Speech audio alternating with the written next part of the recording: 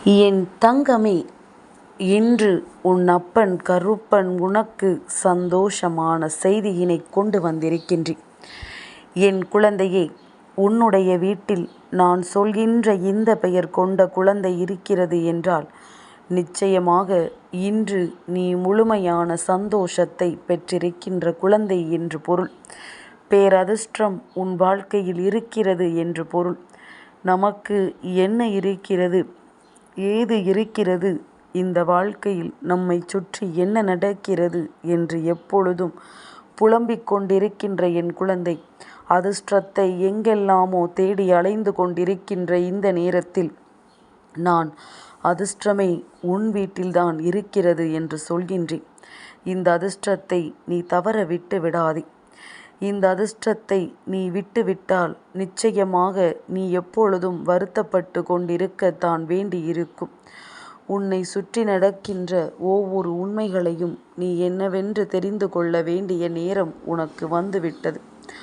உன்னோடு நான் இருந்து உனக்கு கொடுக்கக்கூடிய ஒவ்வொரு விஷயங்களையும் நீ சரியாக புரிந்து கொள்ள வேண்டிய நேரம் வந்துவிட்டது. உன் அப்பன் கருப்பன் நான் உன்னோடு இருந்து உனக்கு நடத்துகின்ற ஒவ்வொரு விஷயங்களிலும் உனக்கிருக்கின்ற நம்பிக்கை ஒரு பொழுதும் குறைந்ததில்லை அல்லவா? நான் எப்பொழுதும் உனக்கு நல்லது நடத்தி தருவேன் என்பது உன்னுடைய நம்பிக்கைதான் அல்லவா? அப்படி இருக்கும் பொழுது இனி எதற்காகவும் நீ கலங்க வேண்டாம். எந்த சூழ்நிலைக்காகவும் நீ வருந்த வேண்டாம். உன்னோடு நான் இருக்கும் இந்த நேரங்கள் முழுமையாக உனக்கு இந்த வாழ்க்கையை என்னவென்று சொல்லிக் கொடுக்கட்டும். முழுமையாக இந்த வாழ்க்கையில் உனக்கான அத்தனை உண்மைகளையும் என்னவென்று கற்றுக் கொடுக்கட்டும். நடக்கக்கூடிய நல்ல விஷயங்களை சரியாக புரிந்து கொண்டும் உன்னை தேடி வருகின்ற உண்மைகளை நீ என்னவென்று தெரிந்து கொண்டும் நீ உன் சந்தோஷத்தை எந்த இடத்திலும் விட்டு விடாதே. என் குழந்தையே, இந்த கருப்பன் நான் உனக்கு சொல்லக்கூடிய விஷயங்கள் ஒவ்வொன்றுமே உன்னை தெளிவுபடுத்துவதும் இந்த வாழ்க்கையில் உன்னை உறுதிப்படுத்துவதுமாக இருக்கிறதல்லவா? மேலும் மேலும் உனக்கான பேரதிசயங்களையும் உனக்கான பெருமகிழ்ச்சியையும் உன்னிடத்தில் கொடுக்கிறதல்லவா? அப்படி இருக்கும் பொழுது நீ எதற்கும் கலங்கி விடாமல், எந்த சூழ்நிலைக்கும் நீ பதறிவிடாமல், உன்னோடு நான் இருக்கின்ற இந்த நேரங்களை நீ உனக்கு சாதகமாக பயன்படுத்திக்கொள்.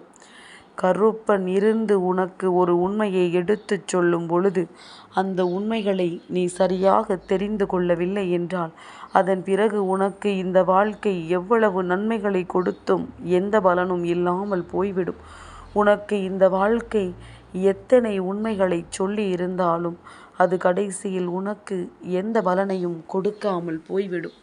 அதனால் இன்று உன் அப்பன் கருப்பன் உன் கண் முன்னால் எடுத்து வைக்கின்ற இந்த வார்த்தைகளை நீ உனதாக்கி உன் வாழ்க்கையில் உன்னை தேடி வருகின்ற ஒவ்வொரு உண்மைகளையும் நீ சரியானதாக மாற்றிக்கொள்ள துணிந்து விட்டால் அது போதும். வேறெதுவும் உனக்கு இனி தேவையில்லை என்கின்ற எண்ணம் தானாகவே வந்துவிடும். இந்த வாழ்க்கை நமக்கு கொடுத்தது போல வேறு யாருக்கும் எதையுமே கொடுத்ததில்லை என்கின்ற எண்ணம் உனக்குள் வரத் தொடங்கிவிடும். வேண்டும் என்றே நாம் இந்த வாழ்க்கையில் எதையுமே விட்டுவிடக்கூடாது. நமக்கு கிடைக்கக்கூடிய நன்மைகளை நாம் எந்த சூழ்நிலையிலும் இழக்கக்கூடாது என்று உன் அப்பன் மீண்டும் மீண்டும் சொல்கிறேன் என்றால் இந்த இடத்தில் உன் கவனம் சரியாக இருக்கட்டும். எந்த நிலையில் நாம் இந்த வாழ்க்கையை விட்டோமோ, எந்த சூழ்நிலையில் உனக்கு அதிர்ஷ்டமே இல்லை என்று சொல்லி புலம்பினாயோ அந்த இடத்திலிருந்தே நான் ஆரம்பிக்கிறேன் உனக்கு அதிர்ஷ்டம் வரப்போகிறது என்று. என் குழந்தையே, சில பெயர்கள் உன்னுடைய இல்லத்தில் இருக்கின்றவர்களுக்கு இருக்கும் பொழுது அந்த இல்லத்தில் சாதாரணமாகவே பிரச்சனைகள் கொஞ்சம் அதிகமாக இருக்கும். ஆனால் கடைசியில் இந்த பிரச்சனைகள் முடியும் பொழுது நீ எதிர்பார்த்த பேரதிர்ஷ்டம் உன் வாழ்க்கையில் நடக்கும். எதனால் ஆரம்பத்தில் பிரச்சனைகளும் அதன் பின்னால் பேரதிர்ஷ்டமும் வரப்போகிறது என்பதனை நீ தெரிந்து கொள்ள வேண்டுமல்லவா? என் குழந்தையே, அதற்கு ஒரு காரணம் இருக்கின்றது. நான் சொல்லப்போகின்ற விஷயத்தை செவிகொடுத்து கேள். என் குழந்தையே, பொதுவாகவே தெய்வம் என்ன செய்யும்? எப்பொழுதும் ஆரம்பத்தில் சோதனைகளை அதிகமாக கொடுக்கும். அது சாதாரண மனிதர்களுக்கு. அதே நேரத்தில் தெய்வத்திற்கும் இது போன்ற சோதனைகள் வரும். அது எப்படி தெரியுமா? எல்லா தெய்வங்களுமே ஏதோ ஒரு அரக்கர்களை அல்லது ஏதோ ஒரு தீமையை அழிப்பதற்காகத்தான் இங்கு அவதாரம் எடுத்து வந்தவர்கள் அல்லவா? அப்படி இருக்கும் பொழுது முதலில் அந்த அரக்கனை வதம் செய்த பிறகுதான் அவர்களுக்கு சந்தோஷமான நிகழ்வுகள் நடக்கும். அப்படி ஒவ்வொரு அரக்கர்களையும் இவர்கள் வதம் செய்த பிறகு சில சிறப்பு விழாக்களை அவர்களுக்காக நாம் கொண்டாடுகிறோம் அல்லவா? இது உனக்கு புரிகிறதா? அப்படியானால் தெய்வம் இருக்கின்ற இடத்தில் ஆரம்பத்தில் பிரச்சனைகளும் வேதனைகளும் அதிகமாகத்தான் இருக்கும். ஆனால் அதன் பிறகு இது சமாதானமாகி அந்த பிரச்சனைகள் எல்லாம் முடிவுக்கு வந்து கடைசியில் மிகப்பெரிய நன்மை அந்த இடத்தில் நடக்கும். உன் வீட்டில் தெய்வம் இருக்கிறது என்று உன் கருப்பன் சொல்கின்றேன். உனக்கு புரிகிறதா? என் குழந்தையே, உன் இல்லத்தில் இருக்கின்ற குழந்தைகளுக்கு தெய்வங்களை மனதில் நினைத்து நீ பெயர் சூட்டி இருக்கும் பட்சத்தில் நிச்சயமாக அங்கே தெய்வமும் தங்கி இருக்கிறது என்றுதானே அர்த்தம். இந்த குழந்தைகளுக்கு பொதுவாகவே வாழ்க்கையில் கொஞ்சம் போராட்டங்கள் அதிகமாக இருக்கும். சிலரெல்லாம் கோபத்தில் சொல்வார்கள், அப்பா முருகா, உன் பெயரை நான் வைத்தேனே, நீ இப்படி இந்த பிள்ளையை போட்டு பாடாய் படுத்தி எடுக்கிறாயே என்று சொல்வார்கள். ஆனால் உண்மையில் அவர்கள் தெய்வத்தின் அருளை பெற்று வாழ்க்கையில் எந்த பிரச்சனைகளையும் எதிர்கொள்கின்ற மன வலிமை கொண்டவர்களாக மாறுகிறார்கள் என்பதுதான் உண்மை. என் குழந்தையே, இது போன்ற பெயர் நீ மனதார தெய்வத்தின் மீது நம்பிக்கை கொண்டு அந்த குழந்தைகளுக்கு வைத்திருக்க வேண்டும். அதுபோல உன்னுடைய பெயரே தெய்வத்தின் பெயராக இருந்திருந்தாலும் கூட ஏதோ எல்லோரும் வைக்கிறார்கள் என்பதற்காக வைத்திருக்க கூடாது. தெய்வத்தின் மீது உண்மையான நம்பிக்கை கொண்டும் தெய்வத்தின் மீது உண்மையான அன்பு கொண்டும் அந்த பெயர் அங்கே வைக்கப்பட்டிருக்க வேண்டும். அப்படி இருந்தால் மட்டும்தான் இவையெல்லாம் உனக்கு மிகப்பெரிய மகிழ்ச்சியை நிச்சயமாக கொடுக்கும் என்பதனை நீ மறந்து விடாதே. உன்னை சுற்றி நான் இருக்கின்ற இந்த நேரங்களில் இனி உனக்கு இந்த வாழ்க்கை கொடுக்கின்ற ஒவ்வொரு தருணங்களையும் நாம் சரியாக புரிந்து கொண்டு நமக்கு என்னவாகும் ஏதுவாகும் என்று யோசித்து கொண்டிருக்காமல் நாம் தெய்வத்தை நம்பி தெய்வத்தின் கைகளில் இந்த பிள்ளையை ஒப்படைத்திருக்கிறோம். அப்படி இருக்கும் பொழுது எந்த சூழ்நிலையானாலும் இந்த பிள்ளை தன்னை காப்பாற்றி கொள்ளும் என்கின்ற நம்பிக்கை உனக்குள் வந்துவிட வேண்டும். இந்த நம்பிக்கை உனக்குள் இருந்து உனக்கான பேரதிசயங்களை எல்லாம் நிச்சயமாக நடத்தி கொடுக்கும். தேவையில்லாத பிரச்சனைகளில் இருந்து இவர்கள் தன்னைத்தானே நிச்சயமாக காப்பாற்றி கொள்வார்கள். மிகப்பெரிய எண்ணங்களும் சிந்தனைகளும் இவர்களுக்குள் அதிகமாக இருக்கும். பின் வரக்கூடியதை முன்பே அறிந்து கொள்வார்கள். இந்த வாழ்க்கையில் என்ன நடக்கிறது ஏது நடக்கிறது என்பதனை நிச்சயமாக தெரிந்து கொள்வார்கள். இவர்களுக்கு இந்த வாழ்க்கை கொடுக்கின்ற ஒவ்வொரு உண்மைகளையும் நிச்சயமாக என்னவென்று புரிந்து கொள்ளக்கூடிய திறமை இருக்கும். இதையெல்லாம் உணர்ந்து இந்த பிள்ளை இருக்கின்ற இல்லம் அவர்களும் தெய்வத்தின் மீது முழுமையான அன்பு கொண்டு இறை பக்தி கொண்டு தெய்வத்தை தேடும் பொழுது நிச்சயமாக இந்த வாழ்க்கை அவர்களுக்கும் மிக பெரிய நம்பிக்கையை கொடுக்கும்.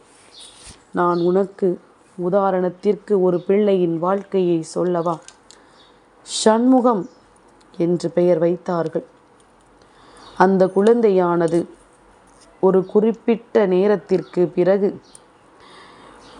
போலியோ என்கின்ற ஒரு வியாதி அந்த குழந்தையை தாக்க தன் கால்களை செயலிழந்தது. இந்த குழந்தையின் வாழ்க்கை என்னவாகுமோ என்று பதறி துடித்த பெற்றோர்களுக்கு மத்தியில் இந்த குழந்தையின் வாழ்க்கை தெய்வத்தை துணை கொண்டே வளர்ந்து வந்தது.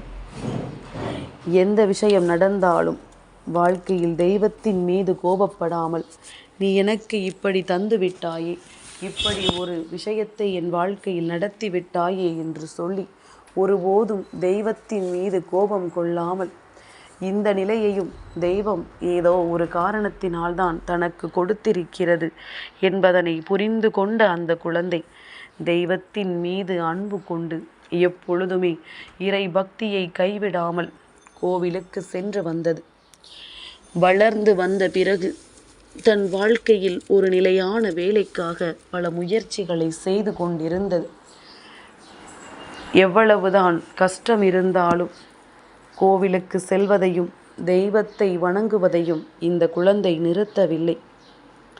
அப்படி இருக்கும் பொழுது இந்த குழந்தை மற்றவர்கள் எல்லாம் பார்க்கும் பொழுது, காலம் முழுவதும் இவர்கள் இப்படியே இருந்து விடுவார்களா, இவர்களுக்கெல்லாம் வாழ்க்கையில் எங்கே நல்லது நடக்கப் போகிறது என்று பார்த்தவர்களுக்கு மத்தியில் இந்த குழந்தையின் வாழ்க்கை ஒரு நாள் மிக பெரிய மாற்றத்தை கண்டது. இந்த குழந்தை எடுத்த ஒவ்வொரு முயற்சிக்கும் அந்த பிள்ளைக்கு அரசாங்க வேலை கிடைத்தது. மிக பெரிய இடத்தில் அந்த பிள்ளை வேலை பார்க்க தொடங்கியது. திருமணமானது. வாழ்க்கை இன்பமயமாக மாறியது. தான் வணங்கிய தெய்வம் இப்பொழுதும் அவர்கள் அந்த தெய்வத்திடம் எதுவும் சொல்லவில்லை. தான் காலம் முழுவதும் தெய்வத்தை தம்முடையவர்களாக நினைத்து கொண்டிருக்கின்றோம் அல்லவா. தன் குடும்பத்தில் ஒருவராகத்தானே அந்த பிள்ளை நினைத்து வணங்கி வருகின்றது. அதனால் எந்த சூழ்நிலை வந்தாலும் அந்த குழந்தை அதிகமாக ஆடவும் இல்லை, வாழ்க்கையில் அதிகமாக சோர்ந்து போனதும் இல்லை. இப்பொழுது நல்ல நிலையில் இந்த குழந்தை வாழ்ந்து வருகின்றது. அதனால் தெய்வத்தின் பெயர் கொண்ட ஒரு பிள்ளைக்கு வாழ்க்கை பல சோதனைகளை கொடுத்திருக்கும். ஆனால் நல்ல நிலை என்ற ஒன்று நிச்சயமாக அந்த பிள்ளைக்கு இந்த வாழ்க்கையில் கிடைக்கும். அதுவும் தெய்வம் அவர்களுக்கு கை கொடுத்தால், நீயும் தெய்வத்தை மனதார நம்பினாள் என்பதனை புரிந்து கொள்ள வேண்டும். வாழ்க்கை பல துன்பங்களை கொடுத்த பொழுது சோர்ந்து விடாமல் நிமிர்ந்து நிற்கின்றவர்கள் தான் ஆசைப்பட்டது அத்தனையையும் இந்த வாழ்க்கையில் நிச்சயமாக அடைவார்கள். உன்னுடைய இல்லத்தில் இது போன்ற தெய்வ சக்தி நிறைந்த குழந்தை இருக்கிறது, தெய்வத்தின் பெயரை சூட்டிய குழந்தை இருக்கிறது என்றால், என் தங்கமே, ஒரு விஷயத்தை மட்டும் இப்பொழுதே நினைவில் கொள். சோதனைகள் வந்துதான் தீரும் என்பது கட்டாயம் கிடையாது. ஆனால் இவர்கள் வாழ்க்கையில் நல்ல நிலைக்கு சென்றுதான் ஆக வேண்டும் என்பது கட்டாயம். இவர்கள் மிக பெரிய உச்சத்தை அடைய வேண்டும் என்பதுதான் விதி. அதில் எந்த ஒரு மாற்று கருத்தும் கிடையாது. ஒரு சில பிள்ளைகளின் வாழ்க்கை தடமாறி செல்லும். அதற்கு காரணம் அவர்கள் தெய்வத்தின் மீது நம்பிக்கை இல்லாமலும், தெய்வம் தன்னை தேடி வருவதை உணராமலும், வாழ்க்கையில் எதன் மீதும் பெரிதாக பிடிப்பு இல்லாமலும் இருந்து கொண்டிருப்பார்கள். இது போன்றவர்களின் நிலையை நம்மால் எதுவும் செய்ய முடியாது. உண்மையான அன்பு கொண்டு தெய்வத்தின் மீது நம்பிக்கை கொண்ட பிள்ளைகளுக்கு இந்த வாழ்க்கை அத்தனை உண்மைகளையும் ஒரு சேர கொடுக்கும் என்பதில் எந்த ஒரு மாற்று கருத்தும் கிடையாது.